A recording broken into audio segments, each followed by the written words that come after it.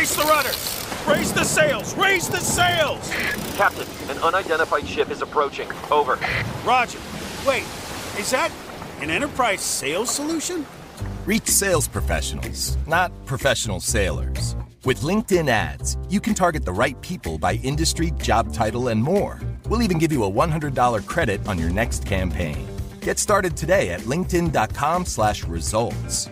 Terms and conditions apply. Strap in. You're in the race with F1 TV Premium.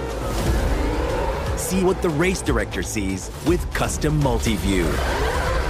Watch every jaw-dropping moment in live 4K UHD. Across up to 6 screens, uninterrupted. Experience ultimate live immersion with F1 TV Premium. Available on selected devices.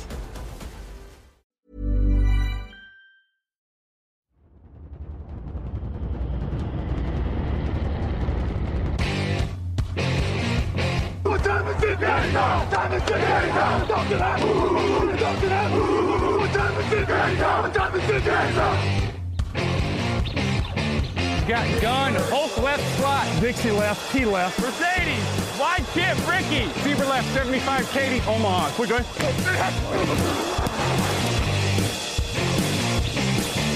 Last play of the game. Who's going to win it? Luck rolling out to the right. Dumps it up to Donnie Avery. Yeah! Goal line. Touchdown. Touchdown. Touchdown. Touchdown.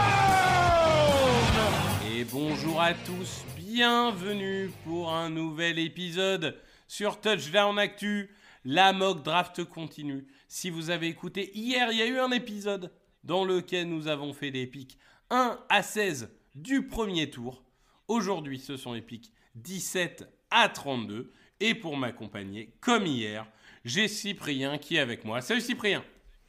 Salut Victor, salut aux auditeurs et aux auditrices. Et puis c'est reparti pour un tour. Eh oui, ça fait une journée qu'on ne s'est pas parlé. On a presque l'impression que ça fait 2 minutes. Hein. Mais évidemment, ça restera entre nous. Cette deuxième partie de mock draft qui commence tout de suite avec les Cincinnati Bengals qui ont loupé les playoffs cette année, on le sait, malgré une bonne fin de saison. Les Bengals, eh bien, il y a 2 Bengals. Il y a les Bengals en attaque avec des stars, avec des points, avec des yards. Et il y a les Bengals en défense avec pas grand-chose. Enfin si, des yards concédés, beaucoup. Mais à part ça, beaucoup de doutes. Même la star, Trent Hendrickson, serait potentiellement sur le départ, même si on sait très bien que un joueur sur le départ, tu lui proposes par exemple 40 millions par an, il reste dans ta franchise. Hein. Mais on ne vise évidemment personne. Les Bengals, du coup, comme hier, on va suivre la logique d'hier. On va en défense, on prend du talent. Bah, je comprends pas, Victor, tu veux pas prendre un nouveau receveur ? Ah, j'ai hésité. Entre un quarterback et un receveur pour préparer l'après-bureau, tu vois. Mais Ouais. je me dis que, je sais pas, la défense, peut-être, on peut faire quelque chose, quoi. Bon, alors partons en défense, effectivement. Je pense que la bonne idée, c'est de partir sur la ligne. Alors, soit dans l'optique de remplacer Trey Hendrickson, s'il part, mais c'est encore pas acté. Soit dans l'optique de lui donner un copain, parce qu'en face, Cam Sample, Miles Murphy, super athlète, mais t'es pas un joueur de foot, et Joseph Ossai, ça reste quelqu'un de situationnel, on va dire. Donc pourquoi pas un joueur sur l'extérieur de ligne, même si je pense que les meilleurs qui restent à cette position sont sur l'intérieur. Moi j'aime bien du coup Walter Nolen, qui est plus un joueur d'intérieur de ligne, mais qui a montré à Ole Miss qu'il pouvait être baladé un peu sur cette ligne défensive et qui sait bien tout faire, voilà, qui a annoncé vouloir être le nouvel Aaron Donald. Écoute, si les Bengals sont le nouvel Aaron Donald, pourquoi pas ? Eh ben écoute, nouvelle journée, nouvelles attitudes, on est totalement d'accord. J'avais Walter Nolen en choix numéro 1. Je pense, comme toi en fait, j'aurais préféré prendre un edge, mais en vrai, cette classe de defensive tackle, c'est quelque chose. Hein. C'est quelque chose, et je trouve que Nolen, il est un peu au-dessus des autres. Donc pour le coup, je dois avouer que ça fait beaucoup de sens. On part tout de suite avec le choix numéro 18. Du côté de Seattle, les Seattle Seahawks de Sam Darnold. Et oui, il va falloir s'y habituer. Les Seattle Seahawks, historiquement, ils ont des besoins de ligne offensive. Il y a aussi des besoins éventuellement au poste d'edge rusher, même si on a vu que cette défense, peu à peu, elle est en train de se construire, on va dire, et de trouver un équilibre. L'attaque, elle a un peu, j'allais dire implosé, mais c'est les Seahawks qui ont décidé de la faire imploser. Est-ce que du coup, on se dit que, puisque maintenant, tu repars de zéro en attaque, c'est ce secteur-là qu'il faut renforcer ? Oui, surtout si... En fait, tu as donné un contrat à Sam Darnold qui est quand même un joueur qui, sous pression, voit des fantômes. C'est lui qui le dit, c'est pas moi. Bon, ça fait quelques années, d'accord. L'an dernier, il a été très bon, avec une super ligne. Et une fois que Christian Darrisaw s'est blessé et qu'il a fallu mettre Cam Robinson, ça a été quand même un peu la Bérésina derrière, même s'il est resté correct. Donc, pour moi, là, c'est pareil, c'est un no-brainer. Il ne faut pas réfléchir. C'est la ligne offensive et la ligne offensive, et c'est tout. Alors, j'aime bien, moi, les solutions sur les extérieurs. Et dans cette draft où un peu tout est indécis au niveau de l'évaluation des talents, au niveau de qui est le meilleur joueur, à quel poste, etc., ça ne me dérange pas de prendre un mec en intérieur de ligne à une position si haute. Écoute, on avait parlé hier de Kelvin Banks. Certains le voient comme un tackle, d'autres comme plutôt un intérieur de ligne. Moi, je le vois comme un intérieur de ligne, un très bon. Et je l'aime bien ici aux Seahawks. Et puis, si tu l'aimes à l'extérieur, essaye-le à l'extérieur. Que j'ai envie de te dire, ça peut aussi marcher. Oui, je suis assez d'accord. Alors bon, c'est toujours le truc de si c'est pas un bon tackle, ce sera un bon garde. C'était à jurisprudence Ikem Ekwonu. Et on a vu que parfois, ils sont bons ni dans l'un ni dans l'autre. Même si, bon, il y a de la progression, mais ça reste une grosse déception pour moi, Ekwonu. Mais dans l'idée, je suis assez d'accord. Je trouve que pour le coup, le besoin le plus prégnant aujourd'hui, c'est la ligne offensive intérieure, même si on sait que malheureusement les tackles sont un peu fragiles. Donc dans l'idée, oui, j'aime bien Kelvin Banks et je pense que ça serait le meilleur compromis. Donc voilà, on commence cette deuxième journée avec vraiment, on est d'accord sur tous les pics. Mais serons-nous d'accord sur l'équipe qui arrive maintenant? Nous partons à l'abordage au 19e choix. Ce sont les Tampa Bay Buccaneers qui sont là. Évidemment, on veut avant tout des receveurs. Non, bien sûr que non. Est-ce que, mine de rien, avec les départs qu'ils ont connus, etc., là encore, on a presque envie instinctivement de partir en défense, même si renforcer la ligne offensive n'est pas non plus hors de propos, évidemment. On a encore du talent quand même en défense sur beaucoup de postes. Est-ce qu'on est sur une équipe qui, pareil, va choisir plutôt la position premium, par exemple edge rusher, ou le joueur le plus talentueux? Peut-être que pour toi, les deux se rejoignent. Dis-nous tout. Peut-être que les deux se rejoignent. Un petit préambule avant, je trouve que les Buccaneers font du très très bon travail. On est sur possiblement, et pour moi, la deuxième équipe la plus complète de la ligue, derrière tes Eagles, Victor. Voilà, pour moi, il y a vraiment pas de trou. Les Lions existent quand même. Hein. Je trouve que les Lions ont besoin de combler un besoin plus prégnant que les Buccaneers. On y reviendra plus tard. Hein. Mais voilà, donc je pense qu'on peut s'attarder sur le meilleur joueur disponible, peu importe la position. Après, est-ce que ça tombe bien? Je pense que la position est peut-être premium et qu'on est sur un edge rusher en meilleur joueur disponible. Ça va pas te plaire. Pour moi, le meilleur joueur disponible, c'est Bradyn Swinson, le edge rusher de LSU. Alors, je sais que tu adores Swinson et j'aime beaucoup aussi. Ça me paraît un peu haut quand même. Je vais pas te mentir. Après... Oui. Le problème, si tu veux, c'est qu'il y a beaucoup de joueurs qui ne me plaisent pas. Je ne vais pas te mentir. Notamment un duo de Georgia, on y reviendra peut-être, qui peine à me convaincre. Moi aussi.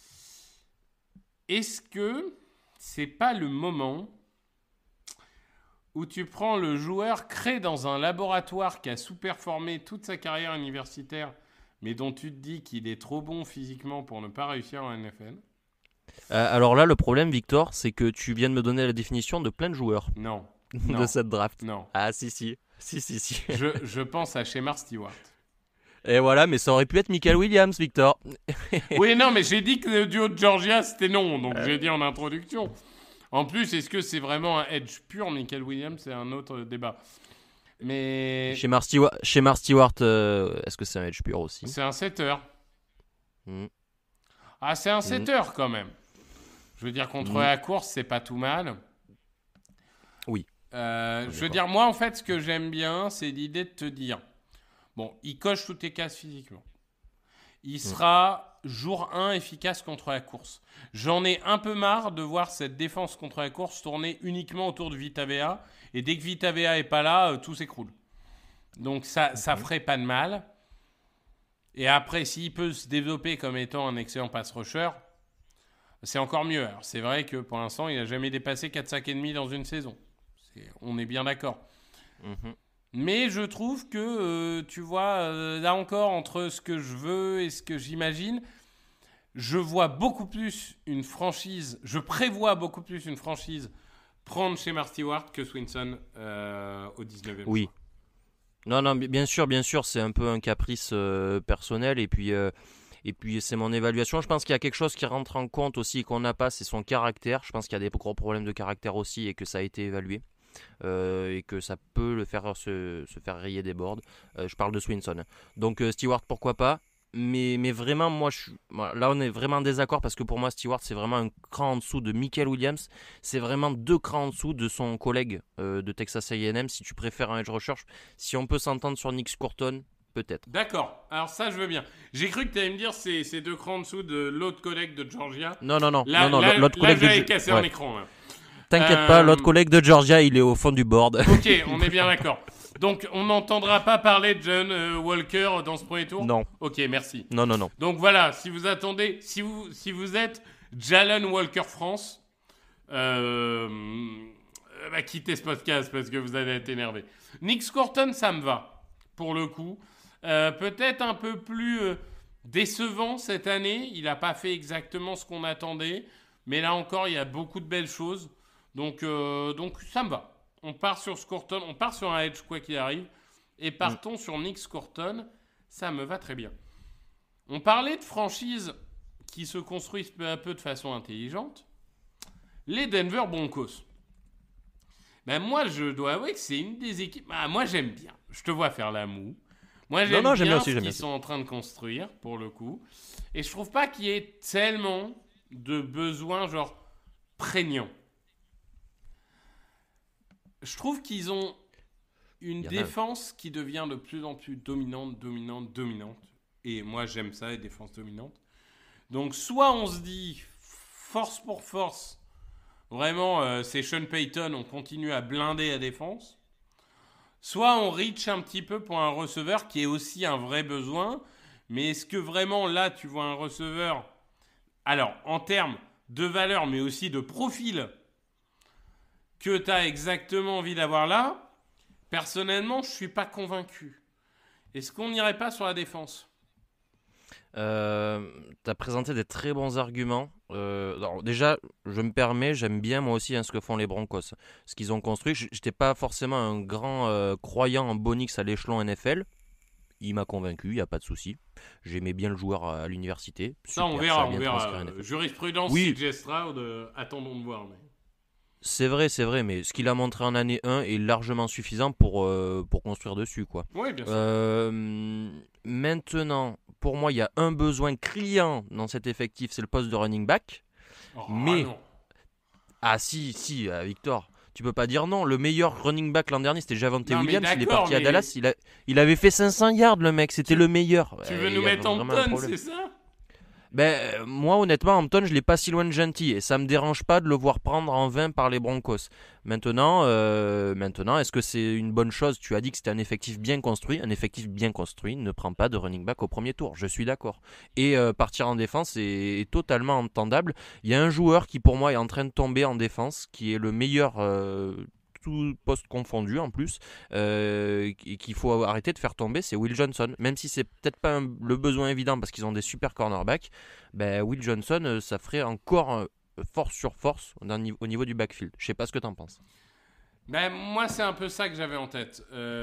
C'est Will Johnson, je trouve aussi qu'il commence à tomber un peu trop, à mon humble avis. Après, tu vois, j'exclus pas qu'il tombe amoureux d'un receveur de type Matthew Golden. Tu vois. Non, je dis pas que c'est ce que je ferais. Je dis que c'est pas impossible. Mais pourquoi il tomberait amoureux d'un joueur comme Matthew Golden, parce Victor ? Parce que je que trouve... le côté rapide... Ouais, tu vas dire que ça fait doublon, c'est ça ? Bah ouais, t'as pris Troy Franklin, t'as Marvin Mims, les mecs, c'est 2 fusées. Dans ce cas-là, tu prends Luther Burden et tu le mets dans le slot ? Pourquoi pas. Moi, je préfère Egbuka après, dans un peu le même style, peut-être moins rapide et moins yard après réception, mais plus sûr sur les mains. Mais dans le slot, ouais, pourquoi pas. Écoute, c'est compliqué. Ouais. Running back, j'ai pas envie, je t'avoue. Est-ce qu'il y a un joueur de ligne dont on a vraiment envie de... Il y a un joueur que j'aime beaucoup, c'est Derrick Harmon, mais est-ce que vraiment c'est ce dont ils ont besoin ? Je suis pas forcément convaincu. J'aime bien l'idée de prendre Will Johnson, même si c'est pas ton besoin aujourd'hui, mais de dire qu'il va apprendre derrière Surtain et que c'est quand même de très loin. Là, aujourd'hui, moi, je regarde mon board personnel. Dans mon top 12, c'est le seul joueur restant, quoi. Et on est en pick 20. Donc, partons sur Will Johnson. On va prendre du talent et renforcer encore cette défense. Et on arrive au pick 21. Les Steelers.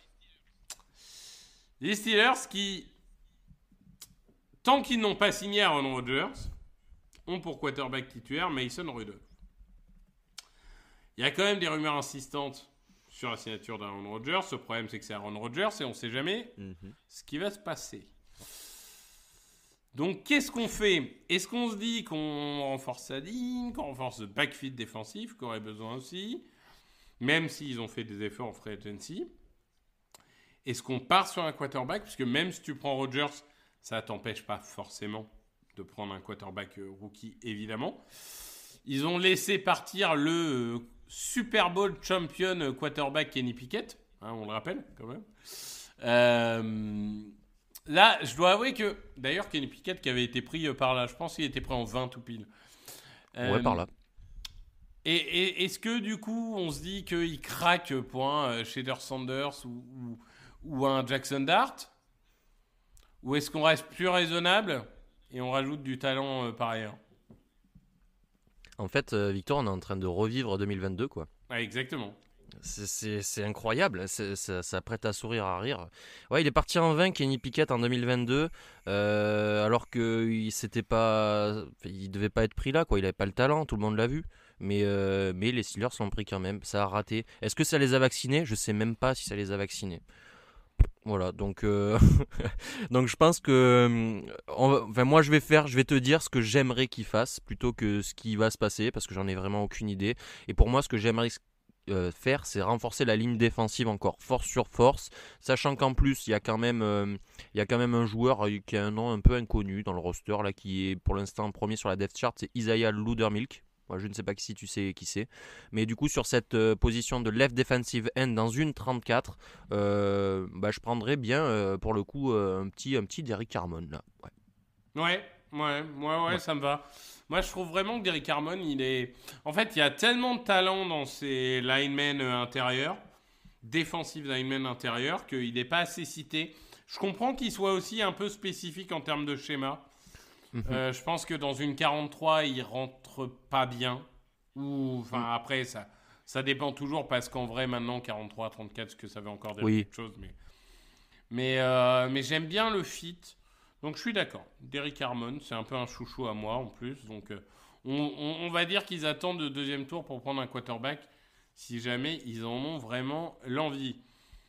Les Los Angeles Chargers. Nos amis Chargers. Receveur, tight end, defensive line, cornerback. Il y en a des besoins. Mine de rien. Non, mais c'est pas une équipe inintéressante. Elle a gagné des matchs. L'année dernière, elle va continuer à en gagner. Elle est bien coachée, etc. Mais c'est pas le roster le plus complet de NFL aujourd'hui. Donc là encore, il y a beaucoup de directions. Ouais, assez illisible. Hein. Pour moi, c'est l'une des plus illisibles là, à l'instant T, parmi toute la ligue. Qu'est-ce qu'ils vont faire les Chargers ? Ben, j'en sais rien non plus. Il y a plein de directions possibles. Donc moi, je vais faire ce qui me plaît le plus. Ce qui me plaît le plus, c'est que Harbaugh, ben, il prenne sa petite fichette à la draft et qu'il court pour aller chercher Colston Loveland, un joueur qu'il connaît bien et qui rentre dans son schéma et qui rentre à une position à besoin quand même si c'est pas un pick premium. Voilà, je pense qu'ils se connaissent, que c'est un super joueur, donc voilà, c'est logique quand même. J'aime bien parce que ça donne une soupape de sécurité de plus à Herbert. C'est en effet un joueur que le coach connaît déjà. C'est un joueur qui, mine de rien, peut contribuer aussi dans le jeu de course. Hein. C'est pas... Je vais pas dire que c'est George Kittle en termes de bloqueur, mais ça reste un bon bloqueur. Donc, non, j'aime bien. Ils sont pas forcément été inspirés en termes de tight end et de Chargers ces dernières années. Je pense qu'il est temps de tourner la page. Et pour le coup, oui, autant je suis pas un grand fan des tight ends au premier tour. Là, j'aime bien parce que en plus, dans le système Harbaugh, c'est quand même assez important. Donc pour le coup, je suis assez d'accord. Nous arrivons à l'équipe d'Alexandre Locke, que nous saluons évidemment. Le choix 23, on the clock, Green Bay Packers. Est-ce qu'ils vont prendre un 72e receveur, jeune receveur, hein? Parce que c'est encore possible. Honnêtement, quand tu vois la depth chart, c'est pas impossible. Est-ce qu'ils vont prendre un cornerback ? Parce que mine de rien, ça commence à piquer sur ce poste-là. Est-ce qu'ils vont prendre un edge rusher pour remplacer la terreur Luc Van Ness, qui est déjà un bust ? Si, quand même. Ouais, il y a du potentiel encore. Ouais. Moi aussi, j'ai du potentiel. J'ai juste jamais exploité. Du coup, toi, là encore, on peut partir dans beaucoup de directions.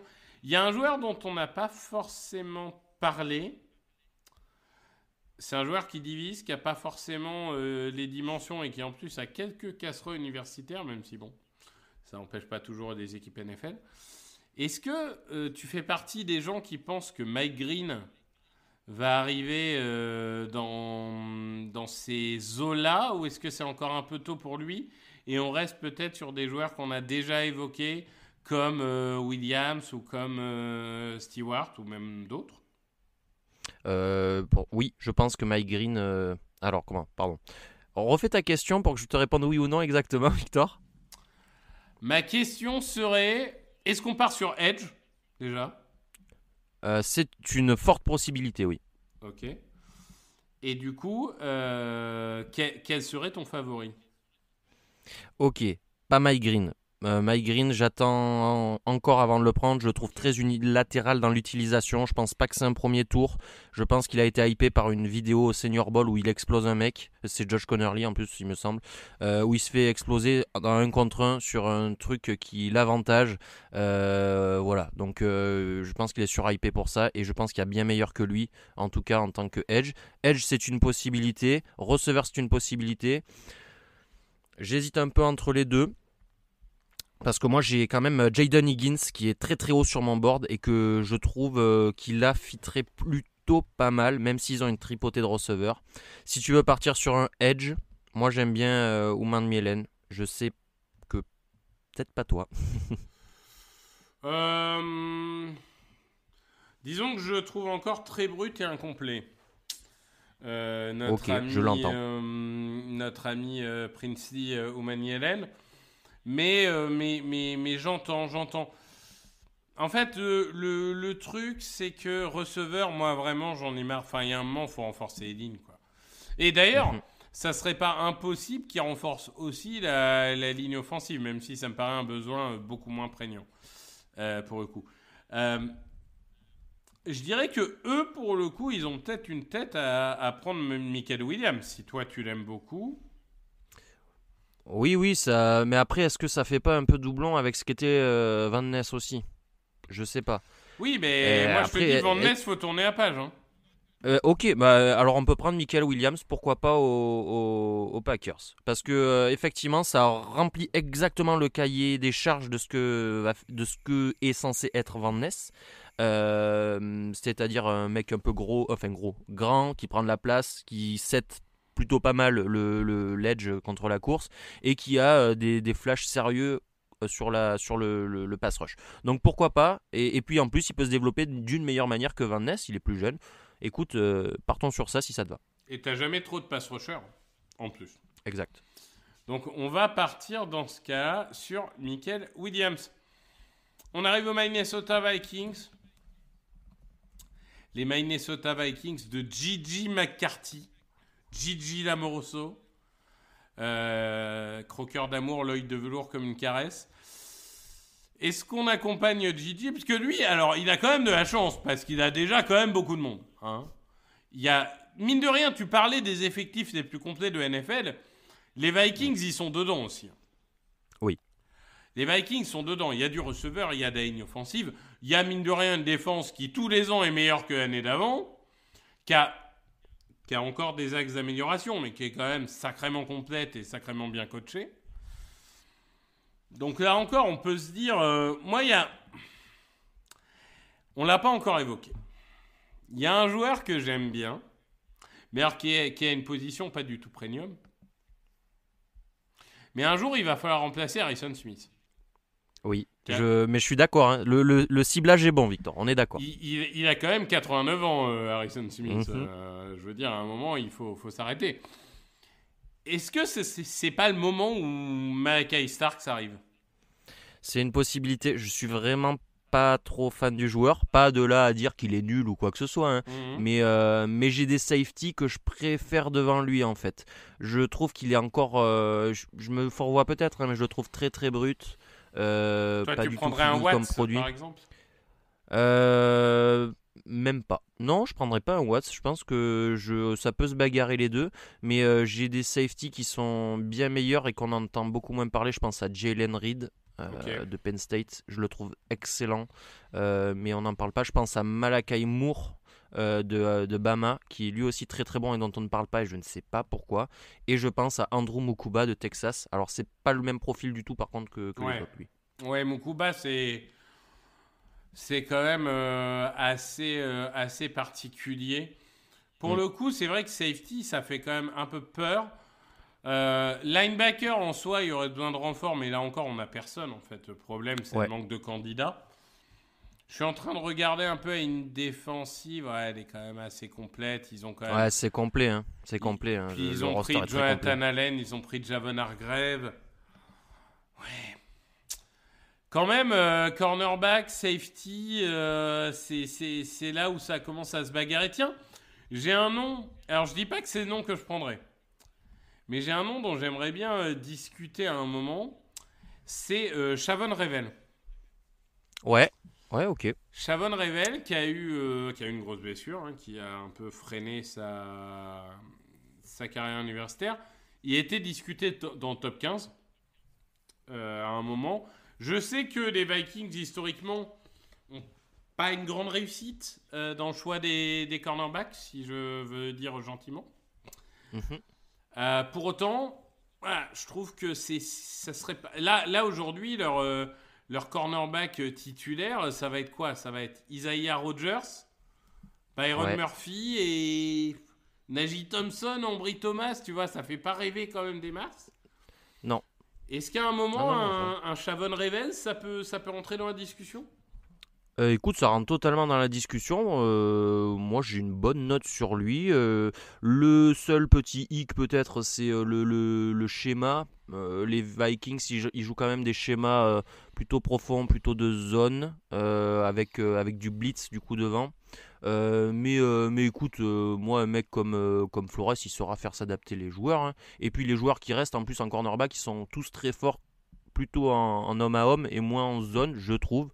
Donc ouais, pourquoi pas Revel, c'est pas grave. Allez, on part sur Shavon Revel, qui devient notre nouveau chouchou du côté des Vikings. On arrive aux Houston Texans.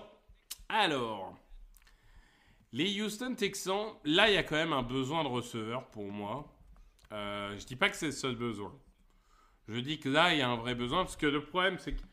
Bon, on va me dire, il y a Collins, il y a Kirk, il y a Dell. Le problème, c'est que Dell, c'est pas sûr qu'il revienne cette saison, hein, honnêtement. Mais il y a peut-être un besoin quand même encore plus élevé. Et je crois que tu avais fait un article dessus, je crois que c'est toi qui l'avais écrit. Oui, c'est moi. C'est que les Texans ont décidé de faire imploser leur ligne offensive qui avait surperformé il y a 2 ans alors qu'ils étaient blessés dans tous les sens. Bah finalement, ils ont décidé de se débarrasser de tout le monde, dont Larry Tunsil, qui était quand même un tackle gauche plus que fiable. Là, est-ce que c'est pas le moment où... Alors, j'ai envie de dire que c'est le moment où j'aurais envie de te proposer Josh Conerly, ton chouchou. Oui. Est-ce que c'est ce profil-là dont ils ont besoin ?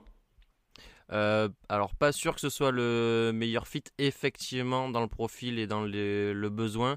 Maintenant je trouve que c'est vraiment le meilleur, bien au-dessus des autres quand même, de ce qui reste. Donc même que ce soit pas un fit extra, je prendrais Conerly ici. Et puis s'il est pas prêt à jouer en année 1, écoute, il est pas prêt à jouer en année 1, il est encore jeune, et puis il se développera tranquillement, hein. Qu'est-ce que tu veux que je te dise ? Est-ce que tu penses qu'il est meilleur que les superstars Cam Robinson et Titus Howard ? Titus Howard, c'est discutable. Oh, Maintenant, franchement, ça a été un des meilleurs. Enfin, oui, peut-être que je compare en fait avec ce qu'il y avait à côté de lui.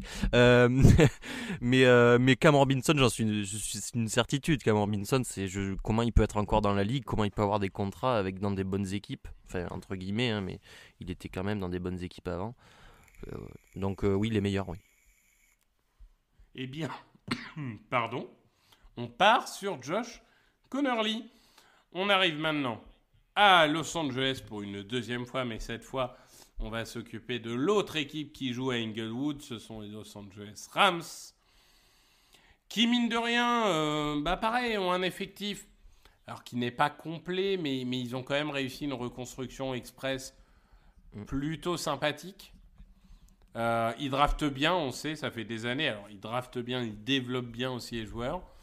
Par exemple, l'année dernière, forcément, on était obligé de parler de ligne défensive. Là, avec Fisk et Evers, c'est peut-être plus forcément la priorité numéro 1. Il y a la piste cornerback, il y a la piste ligne offensive, il y a la piste tight end / receiver. Moi, il y a un cornerback que... Alors, je sais pas si ça serait le meilleur fit par rapport à cette équipe-là. Mais il y a un cornerback que j'aime bien quand même, c'est Trey Amos. Je sais pas si toi, ça pourrait te plaire ou si tu avais quelqu'un d'autre en tête. Je pense que j'ai Benjamin Morrison au-dessus de lui en termes de qualité de joueur. Morrison est un joueur très très complet, je pense, qui s'adaptera à absolument tous les systèmes. Amos, c'est plus un joueur de presse et d'homme à homme, qui est un peu moins, qu'on trouve un peu moins chez les Rams. Mais écoute, l'un ou l'autre, ça me va. Je les ai plutôt hauts. Je pense que cornerback, c'est bien ciblé. C'est le poste que moi j'avais ciblé en tout cas. Donc l'un ou l'autre, écoute comme tu veux. Écoute, ça me permet de voir que dans les big boards de nos amis américains, Maxwell Hairston est très haut. Ça, je ne l'explique pas forcément. Mais ça sera peut-être un autre débat. Benjamin Morrison, j'aime bien. C'est vrai que j'avais un peu oublié. Je comprends pas trop pourquoi il chute comme ça. Il y a une grosse blessure à la hanche. Oui, il y a la blessure, d'accord, mais... Ouais, mais les blessures à la hanche sur les cornerbacks, c'est toujours un peu touchy comme sujet. Je sais bien, mais bon. Allez, on va partir sur Benjamin Morrison, parce que pourquoi pas. On arrive sur des Ravens. Bon, les Ravens, ils vont prendre le meilleur joueur disponible, parce que c'est ce qu'ils font depuis à peu près 40 ans. Non, j'exagère à peine, mais honnêtement, eux, ils n'ont pas été frileux de prendre, par exemple... le safety de Notre-Dame. Aide-moi. Kyle Hamilton. Ouais, Kyle Hamilton dans le top 15, parce que c'était tout simplement le meilleur joueur de la draft. Est-ce que là, pareil, on se dit, ils vont prendre le meilleur joueur disponible, quoi qu'il arrive, blablabla, ou est-ce que quand même on se dit, il y a quand même des besoins peut-être un peu plus prégnants qu'il y a pu avoir sur d'autres saisons, et du coup, il va peut-être falloir les considérer quand même ? Je sais pas si c'est un besoin prégnant parce qu'il y a quand même des joueurs et qui sont pas mauvais, mais il manque de pass rush sur certains matchs Je suis d'accord. des Ravens. Et alors c'est difficile à expliquer parce que comment s'appelle-t-il, Odafe Oweh, il fait quand même une saison à 10 sacs, mais c'est très en dents de scie ses performances. Il y a Kyle Van Noy qui est aussi très bon, qui fait une saison, si je dis pas de bêtises, au-dessus des 10 sacs, mais lui il est vieux. Et voilà, je saurais pas l'expliquer, mais il y a des matchs, et notamment les matchs couperés, où je trouve qu'il manque de pass rushers et où ils sont moins efficients que dans les matchs où c'est plus facile. Donc un tueur sur le pass rush, pourquoi pas. Ou un tueur. Alors quand je dis pass rush, ça peut être depuis l'intérieur de ligne ou depuis l'extérieur de ligne.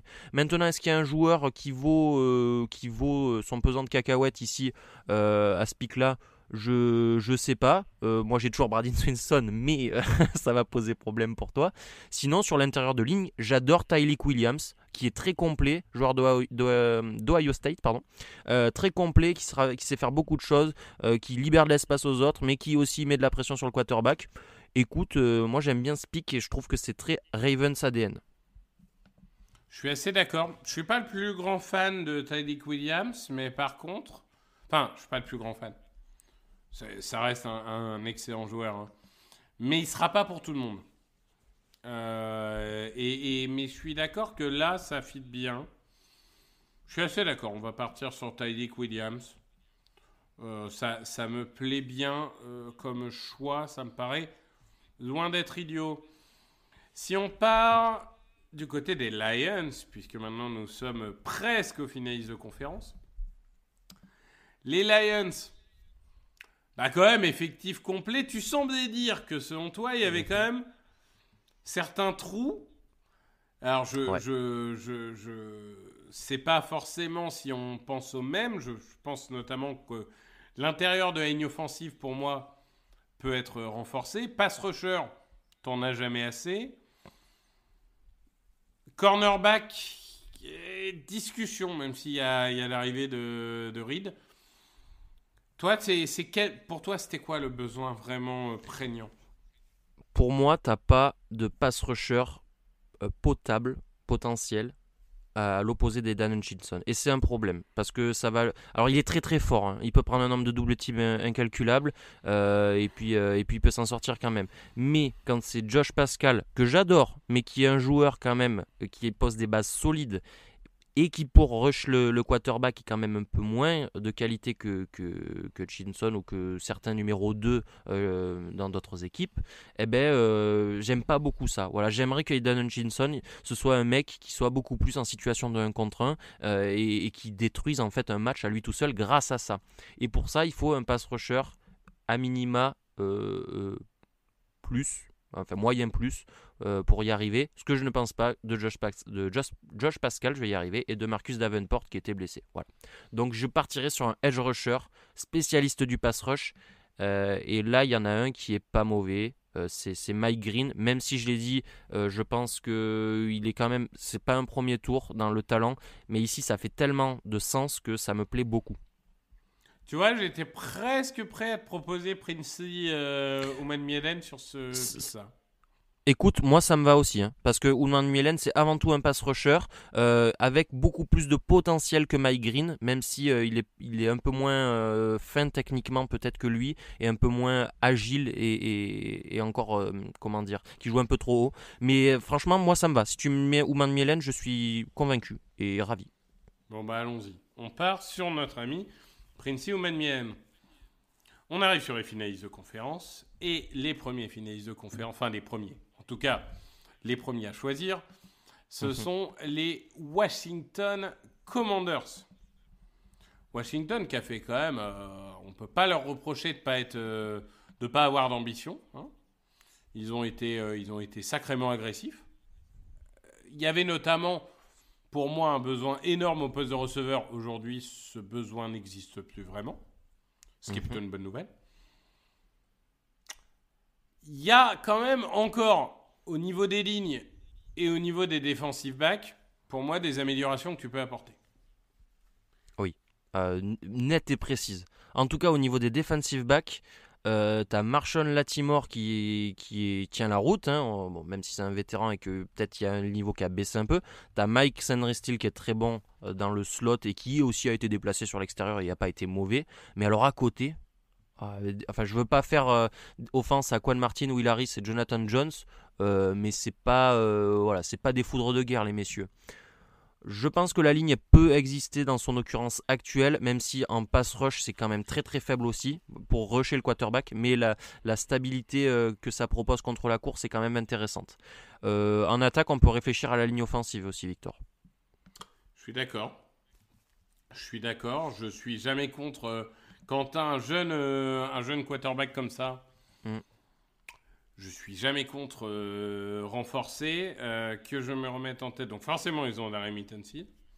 Après, Nick Allegretti, Tyler Biadasz, Sam Cosmi, Andrew Wiley. Ouais. Moi, c'est surtout Andrew Wiley qui me pose problème.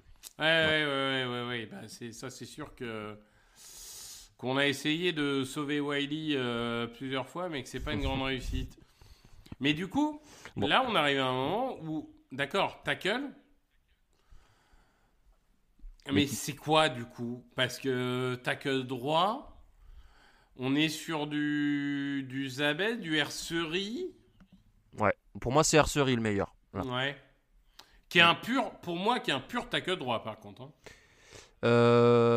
Il a joué à gauche, mais effectivement ça me gênerait.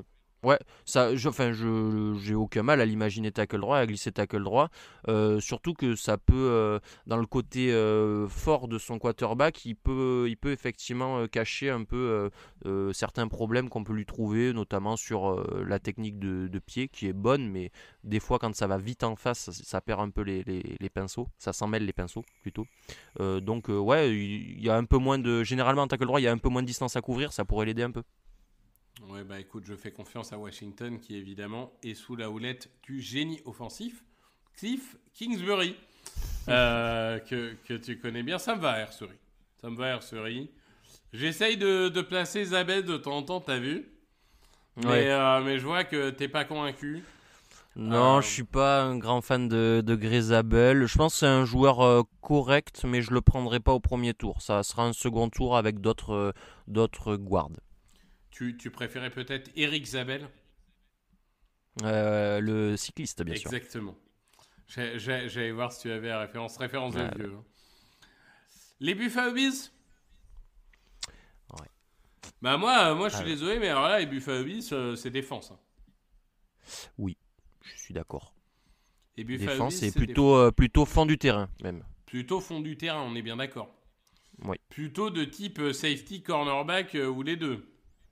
Totalement. Bon, jusque-là, on est assez d'accord. À qui penses-tu, Victor? Bah, moi, je dois avouer que je reste convaincu par Malachi Starks, mais j'ai bien compris que c'est pas forcément ton point. Toi, t'étais convaincu par Kevin Winston. Non, pas Kevin Winston. Jalen Reed, son copain. Pardon. Ouais. Excuse-moi. J'avais... Ouais, ça me paraît tôt quand même. Hein. Oui, sa cote est pas si élevée, effectivement, ça paraît tôt. Écoute, moi, Malachi Stark, ça me dérange pas de le prendre au premier tour, Victor. C'est dans ma gradation, tu vois, c'est un joueur que j'ai fin de premier tour, second tour, et qui rentre dans cette case ici. Donc, écoute, ça me va. C'est un besoin criant. Le safety, il y en a besoin depuis les départs des bons safety qu'on a connus aux Bills. Et je pense pas qu'Hamlin soit une solution long terme potable pour les Bills. Peut-être je me trompe, mais voilà. Malachi Starks me paraît plus adéquat pour développer, etc. un bon joueur dans le fond du terrain. Ouais, Damar Hamlin, de toute façon, c'est le joueur le plus surcoté de NFL. On sait très bien pourquoi il est là. Mais on n'a pas le droit de dire. Nos amis des Kansas City Chiefs.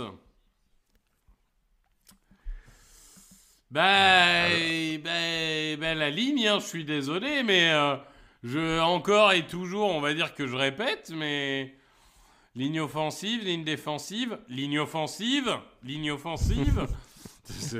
Tu sens que j'insiste, hein. Je dois avouer que, ouais, Ça me fait un peu peur, hein, globalement, quand tu vois là ce qui s'est pris au Super Bowl.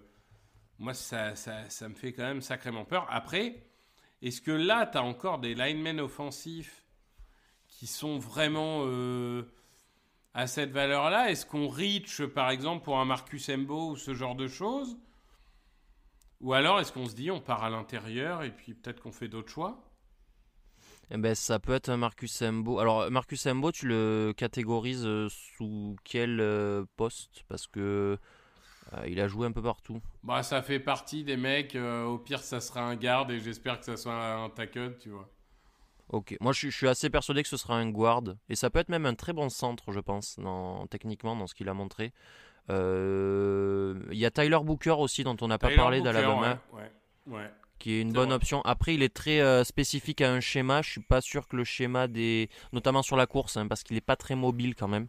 C'est peut-être ce qui va le faire baisser sa cote. Receveur, on n'y pense pas, Victor? Receveur, on y pense. Alors, on a la menace rapide avec notre ami... Worthy, perds son- Xavier Worthy. évidemment. Dans ce cas-là, Jaden Higgins. Ben, en fait, je trouve que c'est ultra complémentaire de ce qu'ils ont déjà. Alors, ça fait peut-être effectivement beaucoup de receveurs, parce qu'il y a Xavier Worthy, Rashee Rice et Hollywood Brown, qui sont les numéros 1, 2 et 3, dans l'ordre que vous voulez, bref, actuellement. Mais en fait, c'est tous des mecs plutôt petits. Le Jaden Higgins, c'est un mec plutôt grand, avec des super mains, et les autres ont peut-être... Rashee Rice a des bonnes mains, mais les autres ont des moins bonnes mains en tout cas, ils sont des menaces profondes. Et Higgins, il peut un peu être ce vrai numéro... pas numéro 1, mais ce vrai X receveur qui prend ça un contre un en presse sur le côté d'un terrain et qui va gagner des yards. Un peu le rôle qu'avait pris DeAndre Hopkins à la fin de la saison. En plus, mon argument dernier, ça va être que Worthy et Rice, ils sont un peu trop abonnés aux cases prison du Monopoly. Et il va falloir surveiller ça quand même. Ah, les Chiefs, c'est vraiment Georgia de la NFL. Hein. Ouais. Ouais. J'ai l'impression que c'est un pic de riche de prendre un receveur. Peut-être. Mais en même temps, j'ai pas un lineman qui me donne envie. Est-ce que on réfléchit pas du tout à la ligne défensive?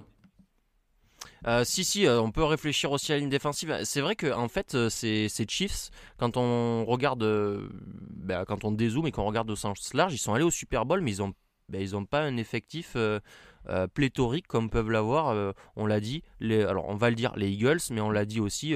Les Bills, je trouve, sont mieux lotis actuellement. Je trouve que les Lions sont mieux lotis, même s'il manque des choses. Je trouve que les Vikings sont plus complets que les Chiefs.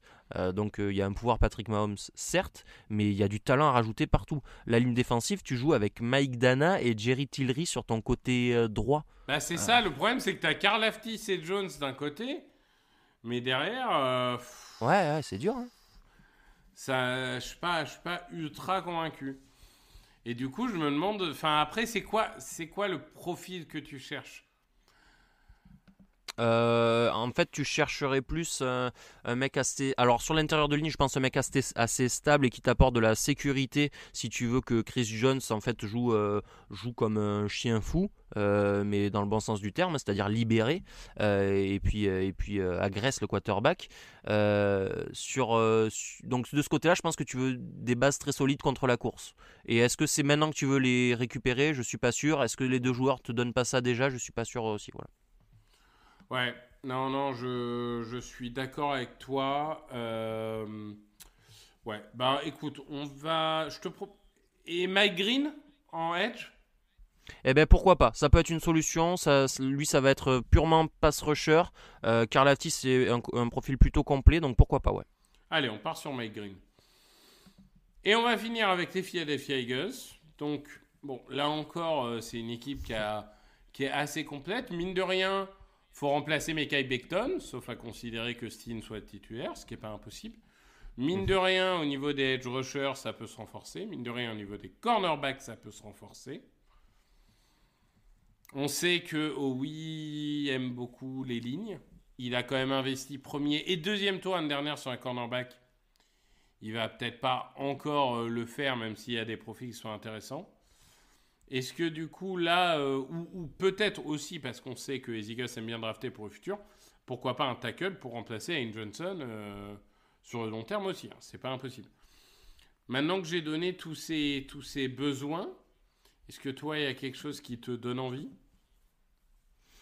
Moi, les choses qui me donnent vraiment envie, là, c'est les receveurs, que j'ai très haut encore en estime et qu'on n'a pas beaucoup repêché. Mais malheureusement, ou heureusement pour les Eagles, t'as pas vraiment besoin de receveurs. T'as A.J. Brown, t'as Devonta Smith et t'as Jan Dodson qui potentiellement est celui que tu peux remplacer dans le slot. Et j'aime beaucoup Emeka Egbuka d'ailleurs, hein. Je te le glisse comme ça, Victor. Mais sinon, écoute, sur les tackles, je pense qu'on a fait le tour. Sur l'intérieur de ligne, Tyler Booker, je pense que ça fit très très bien aux Eagles. Donc pourquoi pas, ou Marcus Embo si jamais. Ouais, moi Tyler Booker, c'est largement possible. Je me demande à quel point Howie est capable de prendre chez Mark Stewart. On en a parlé. Ouais.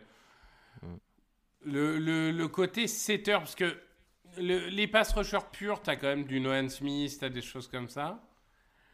Le côté setter, ça remplace pas mal Brandon Graham, si tu veux. Ok. Bah écoute, moi je vais pas mettre de veto. Hein, ça joue entre Booker et Stewart en vrai. Écoute, prends celui que tu préfères, Victor. Ah, c'est pas la question. Parce que oui, il pense jamais comme moi. Je pense qu'il va prendre chez Mark Stewart. Ok. Mais c'est pas bête après, hein, c'est pas bête parce que t'as un profil très très brut, t'as le meilleur score athlétique à la position de l'histoire depuis 1987, depuis que donc les stats sont enregistrés. Donc c'est quand même énorme. T'as une boule d'argile que tu vas modeler à ta sauce. Il y a des bons coachs aux Eagles, il y a des bons joueurs aux Eagles qui pourront apprendre des choses à Shemar Stewart. La stratégie, elle s'entend tout à fait, hein, de prendre Shemar Stewart ici aussi. Ouais. Bah écoute, on va partir là-dessus. Et ça nous finit notre premier tour. Ça a été deux longs podcasts, mais au moins comme ça, on aura fait un peu le tour avec vous de tout ce qui s'est passé. Je vais juste rappeler très rapidement. Donc en 17, Bengals, Walter Nolen, le defensive tackle. 18, Kelvin Banks, le tackle. 19, Nick Scotton, le edge. 20, Will Johnson, le cornerback. 19 c'était Buccaneers. 20 c'était Broncos. 21, Steelers, Derrick Harmon, le defensive tackle. 22, Chargers, Coston Overland, le tight end. 23, Packers, Michael Williams. 24, Vikings, cornerback Shavon Revel. 25, Texans, tackle Josh Connerly. 26, Rams, cornerback Benjamin Morrison. 27, Ravens, defensive line, on va dire, Tyreek Williams. 28, Lions, edge rusher Princely Umanmielen. 29, Washington, tackle Ereontae Erseri. 30, Buffalo Bills, safety Malachi Starks. 31, Chiefs, edge rusher Mike Green. Et 32, Eagles, edge rusher Shemar Stewart. Merci Cyprien. Merci à toi Victor. Et on se retrouve évidemment pour parler de draft pendant encore un petit mois, puisque la draft arrive dans quelques semaines. Vous aurez évidemment des podcasts de position qui vont continuer. N'hésitez pas à les écouter. Et on se retrouve très bientôt. Au revoir à tous. Salut.